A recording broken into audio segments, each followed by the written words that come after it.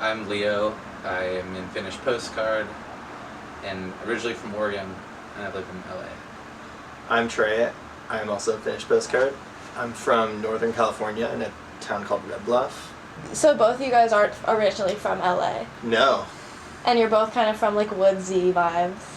That's we funny. have weirdly parallel stories. Yeah. The reason we're both, not the reason that we're in LA, but like the reason we met and the reason we're in the music scene is because we both dated girls who were born and raised in Los Angeles, and that was like our gateway into the music scene. And then we both went through breakups around the same time.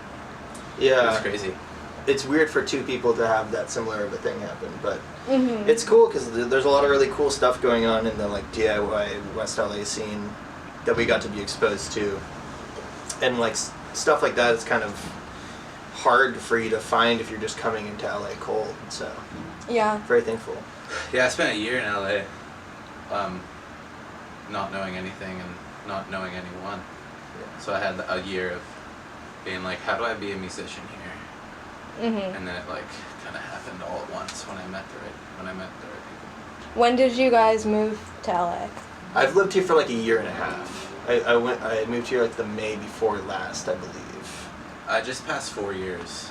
I moved here August 2018. Both of you guys make music individually, right? I know I interviewed both of you for your individual music, so I know. Yes. Yeah.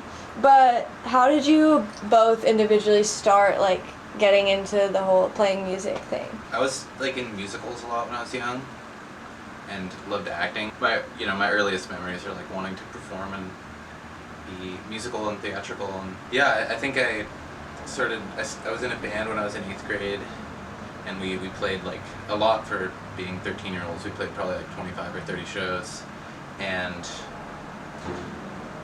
I don't know, since probably around like 7th or 8th grade, music had just like took over my life, and there kind of has never been anything but music for me since.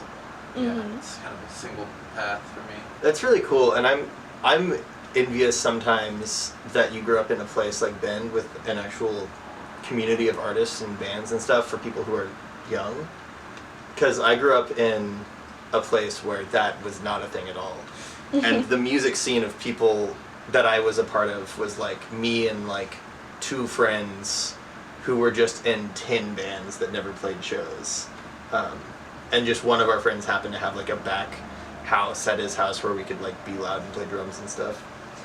And I think that really informed my kind of trajectory of just making music in a room and then posting it on the internet, and eventually kind of finding a community of a bunch of other people who were doing that, like the lo-fi bedroom rock kind of online scene. It wasn't until I came to LA that I really was like found a bunch of other musicians who were from a similar lineage and like, you know, could potentially be in bands with me and stuff, and kind of see a way to do that. What kind of music, like when you started in 8th grade, you were in a band, what kind of music did you guys play? It was like garage rock.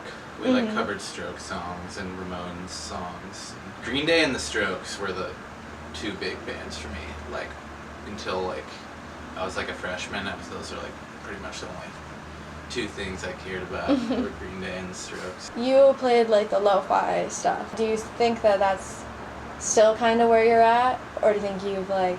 I'm tiptoeing out of lo-fi bit by bit into what could absolutely still be considered lo-fi.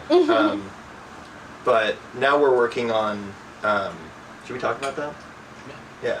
Now we're working on an EP with co-produced by Ryan Pauly, who has, you know, kind of an illustrious career of working with really cool people and making really cool stuff.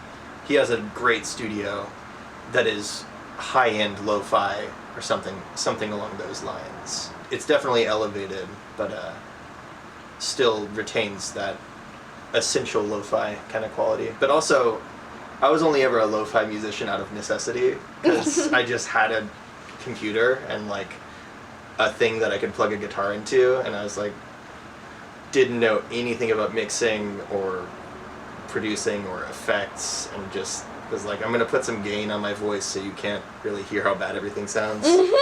My first solo stuff I released that aren't on streaming anymore are the same way, where I don't know what I was trying to do, but it was super lo-fi, and it kept a lot of soul. But like my first record, we did the drums, we recorded a lot of it in a library, in like the study rooms at a library. I feel like only in the last couple of years have I came around to lo-fi as a intentional choice, and what you can take from low fidelity music, and like what conveys emotion really well in that type of music. I don't know if I ever wanted to be super hi-fi, but I just was just making music that sounded as good as I could make it, which was pretty lo-fi at the time. So.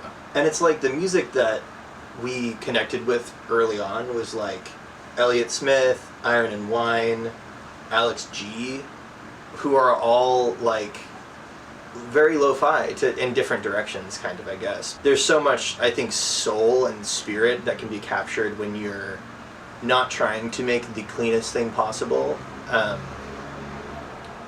And I think there's something raw about that attracts both of us. That's so funny. I was listening to the single you released. I was like, this sounds like Alex G. And it does. It's very good. That is a huge compliment. We take Alex G very seriously. No, me too. Yeah. Me too. And Ryan, he produced your single too, right? So are those going to be on the new EP coming? We kind of made those ourselves, and then we're like, hey Ryan, we have this new band called Finnish Postcard. Would you be down to like take the stuff that we've recorded and make it sound cool? And so he just mixed those, but we really that process was really fun. And we've worked with Ryan a lot over this last year. Yeah, so those won't be included on the EP, but they're very much so part of that trajectory towards working together. Yeah, I feel like something we are like want to do is like, I have like done the singles thing a lot, and it just gets super tiring and stuff. Yeah.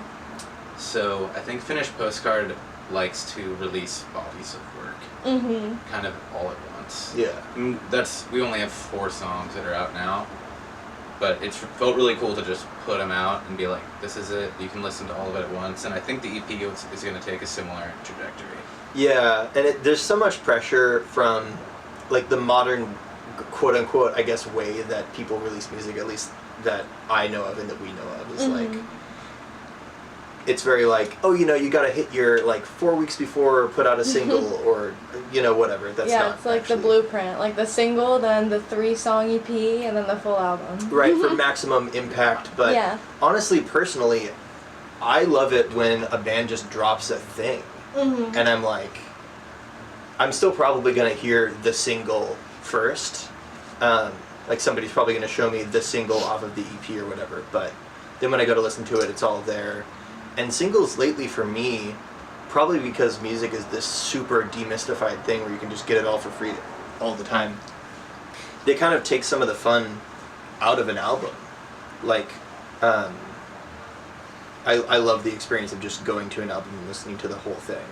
Like in order, all the way through. Yeah. The way it's meant. Yeah, and if you like hear singles first, you're just like, there's like, if you listen to a song like a certain number of times, you kind of go through like phases with the song where you're like getting used to it, and then you love it, and then it's like the greatest song ever, and then it is and then it almost feels more like nostalgic after a while, where it's like, I remember when I had a burning fire for this song, but it's not there, but I can still like kind of connect with that. So it's cool if the whole album, if you can have that relationship with an album. Yeah, totally. And then you still have a relationship with the songs. But I don't know, if you're putting out singles and stuff, I don't think that that's wrong. And it's probably smart, and like, it's how it's worked for a long time. But I think right now we're very interested in the idea of just kind of going against that grain and like just putting stuff out. What's it like working with another person when you've been making music like by yourself for most of your life? I mean, for me, we were definitely both making music by ourselves, but I was to a way more intense degree, I think. And I've been in lots of bands over the years, but like, it just never really worked out. Or like it wasn't yours. Yeah, something about it, like the creative chemistry just wasn't really there, because I'm like, used to doing it on my own. So that bond has to be like perfect. And I never really found anything that worked until meeting Leo, and we started writing songs together. It's pretty crazy. Mm-hmm. That was like a year ago. Yeah. And when I was making solo music, I was more like, I was always working with people and producing and co-recording with other people, but never really like the writing phase as much, I guess. Me and Trey will like write songs like sitting next to each other, which is like, I always thought that would be cool, but I could just never do it with anyone for some reason. We'll just like have ideas flying. We're both pretty vision oriented. Like I feel like we'll bring stuff to the table and it won't be like an idea. It's more like the song sounds like this and the drums will be like this, like maybe a bass line like Yeah, this. just using like crazy adjectives that don't mean anything. Yeah. We're also just both like obsessively and like clinically always doing it to the same degrees, which is nice. So we'll just be like hitting up, like texting a voice memo of an idea all the time, or like listen to this song, I think that we could do something like this part of it. So it's just kind of this constant conversation. But we do have those like Paul and John moments where we're literally facing each other with guitars, and It's crazy. that's fun. And yeah, I definitely never thought I would be doing that with anybody. I didn't think I could have a writing partner that was where it felt like as like healthy, I guess. I didn't think I could just like bring shit to the table in this way. Right, and be like, It's cool. It's cool. oh, that's sick, and like, oh, I don't really like that. Like, Yeah.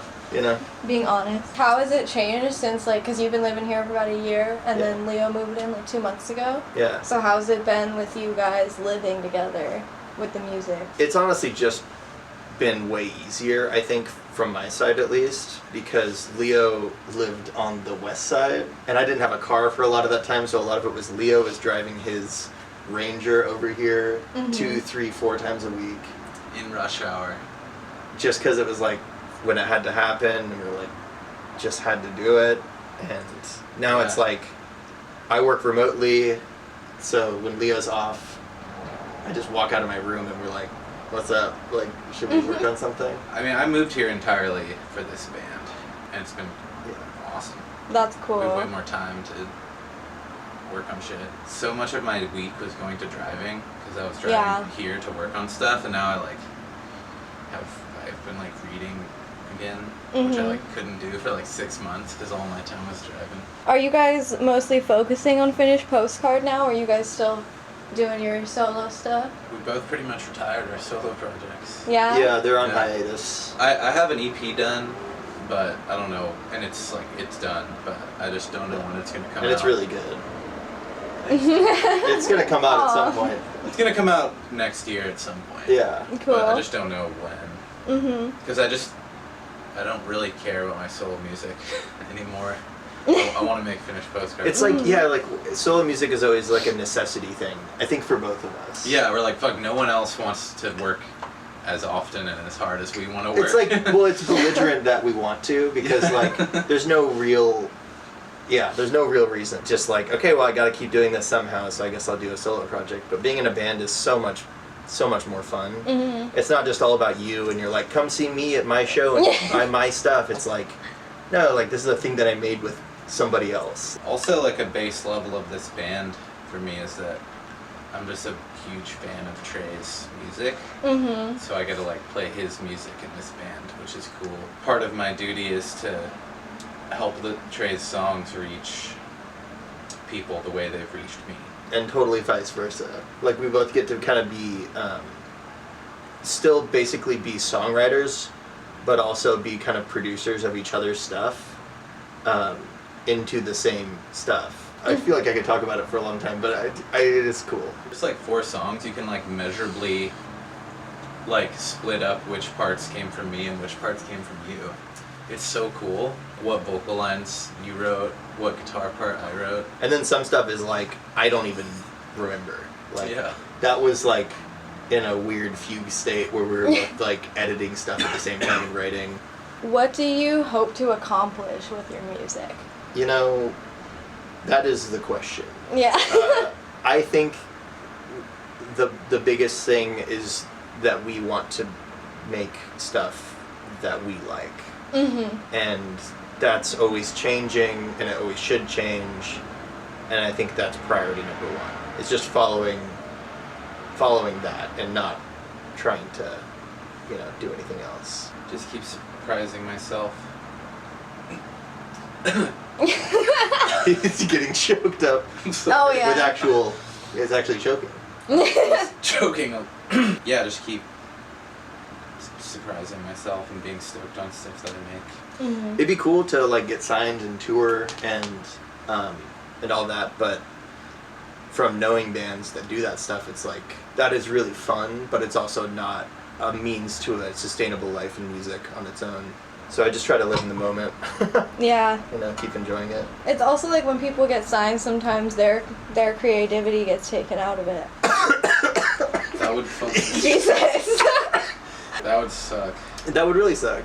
The idea of somebody else being involved and like all these like crazy Google Calendar, like email, Zoom meetings and stuff is like, unless you have a great label, I think it's really hard for that to be fun. What like inspires you when you're sitting down to write something?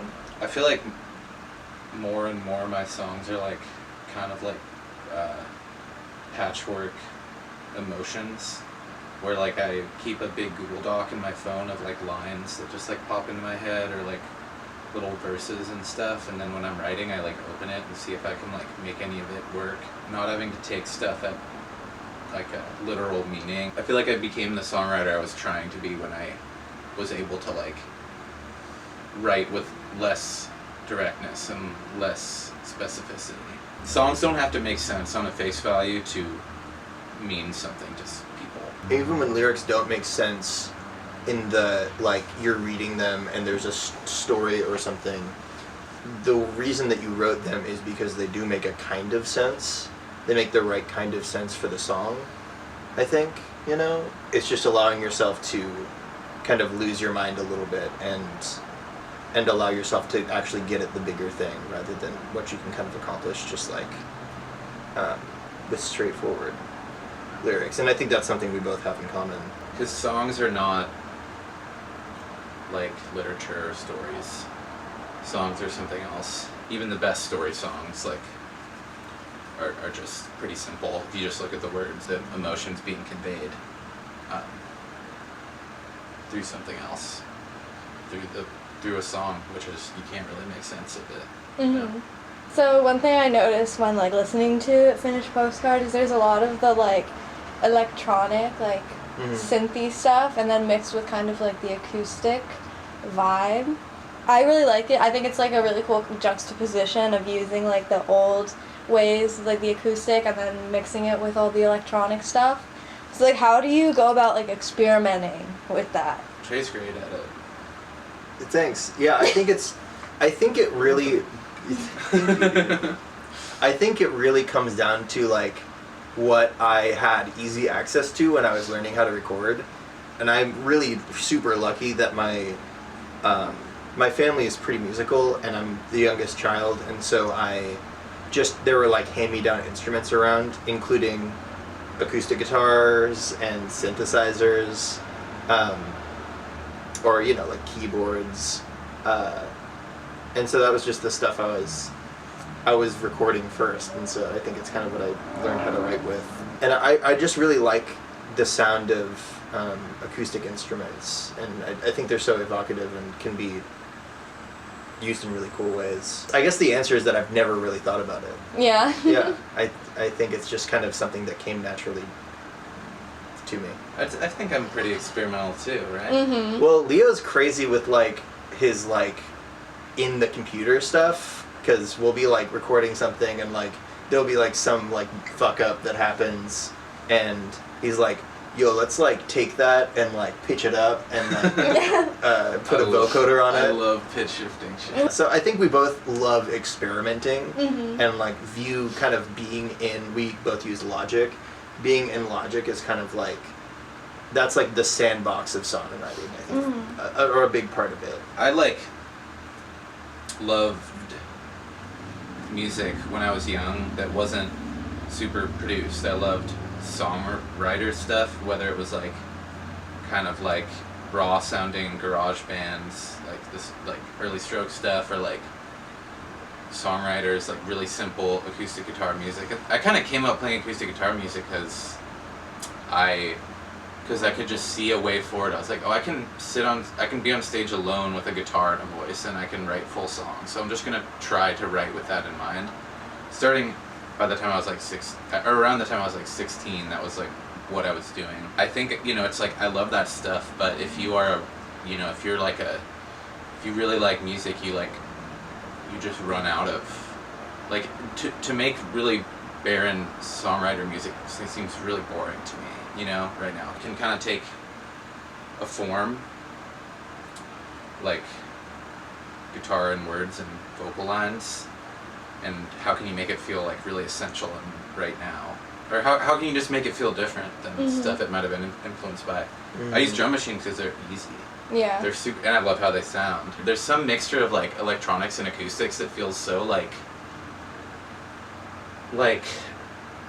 people have been doing it for a long time. Like, electroacoustic music is not new, but like it feels kind of like,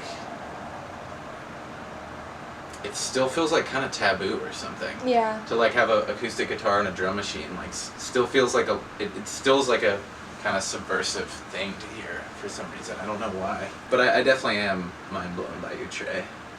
Thank you. There's been times where we've been working on stuff where I've just been like, what the fuck is this, Trey? And then it turns into something, like I just had an acapella vocal one time that Trey, like, we were playing with this plugin called Little Altar Boy that I just got on for like $30. And he made like this crazy chordal vocal so fun. thing. It was so sick. Leo had like done this thing where he just kind of sang this very simple melody to these cool like lyrics he wrote about. What was that about? There's like a story about. Yeah, it was totally true. I was just like in Venice, like walking around, and this dude came up to me, and he was this like incredibly well kept dude. He was like perfect haircut, like rosy skin. He had a heavy Irish brogue, like Irish accent. Blindingly white t-shirt, and he just came up to me, and I was like listening to music, and he was like talking to me, and I was like, what? And he was like, you have so much going for you. Like, I did not know this guy, and he's like, you're beautiful, and you just remember to like be thankful for your family, remember to be yourself, like, I love you. You have so much to be thankful for. And then he just like went off, and then I like turned around, and he had like turned the corner, and I never saw him again. And I had a feeling that he might have been an angel. Mm-hmm. So that's what the song is. And I was like listening to this like stupid audiobook about how to like take charge of your life. And it was causing me stress because they were like, is so perfect. They were like, fucking just make sure you like have a good career and stuff. And then this time I was like, a musician who worked at a restaurant. Yeah. I didn't have a career at all. Oh my god, and then this angel comes up to you and is like, You have forget so all much that to stuff, be thankful dude. for. So anyway, the lyrics were about that story, and he just kind of sang it dry to nothing, just by himself. And he's like, let's try to do something with this. Like, let's do something weird. And he had this cool, I think you heard about it from Phineas. Like, Phineas was talking about it on some like show or something. I loved it. It's just like this thing where it like makes, you can, if you plug in vocals to it and you have a keyboard in front of you, you can make the vocals like be that note. So we did like 5 tracks of that to this like weird jazz, like crazy Stevie Wonder chord progression. Yeah. And it was really fun. And I'm like, this cannot be a Finnish Postcard song. There's no way. Yeah. And then at the end I was like, oh yeah. Maybe it could. Maybe. It's fucking crazy. I think that we're always surprising each other. Leo always surprises me when he's like, just like comes out of his room and he's like, hey, I just worked on this like thing. What do you think? And I'm like, dude, this is like your melodies, and like you're always just writing stuff that I couldn't do a Leo impression, you know, if I were like writing a song. We're friends. How did you guys meet? Trey was playing a set of solo instrumental and guitar music at an art gallery that I was at. And I just sat and watched him for a while. And then I cold approached him after. Yeah. And I was like, I want That's so to be beautiful. friends with you. Yeah, it was really cool. And I mean, also, this is just Leo being like who he is, which is just very outgoing in the most genuine way. It's one of the awesome things that can happen when you come into contact with them. It's like you might start your favorite band. When is this new EP? When do you think you're gonna get going on it? We started recording a couple weeks ago. Yeah. We've done a ton of pre-production. Like the songs are pretty much arranged and Yeah. like, we have ready like to go. full recordings of all of them that we've made ourselves. Nice. But two people that are kind of in our greater scene, Ryan Holy and Joey McMahon Joey McMahon of I think Structurally Sound yeah, Studios. They both run studios, and they're both like in the same world where they have really similar recording approaches, where they're very they don't really use software. They use like a lot of vintage hardware gear, which is Oh, that's cool. It's super as cool. fuck, because we like we do tons of software stuff. Like we don't have any outboard gear. We don't know that world that well. Yeah. But yeah, like working with Joey, like we recorded a song with Joey recently that is going to be a part of this EP. And working with him is so funny because we're both like lightning fast on Logic because we've been using it forever. And he's like blowing our minds with his ability to like understand all these preamps and compressors and stuff. Mm-hmm. And he's so slow on Logic. He's like just such a perfect fit for us. And Ryan's really similar in his love and appreciation of old analog gear. Joey's crazy because you just record with him, and then once you get the stems back, they just sound done. Because That's his crazy. gear is so nice, it feels like you wouldn't even have to Like touch the mixed song. already. So they're both really cool, and they've kind of like we kind of had a 4-way powwow about making this record together. We have an engineer and a producer, and we've only ever done stuff basically just us two. So Yeah. it's really nice to feel like that's supported and Mhm. have a team like that. Crazy drummers too. Oh my god, yeah, we have a few session people, and just the wider kind of circle of people that we, musicians that we know, are all kind of getting involved in one way or another. It's fun. I love making music not by myself. Do you guys have any shows coming up? Are you hoping to play shows soon? We are hoping to play shows soon. Mm-hmm. We have some stuff like that's maybe gonna happen, but nothing to announce. Mhm.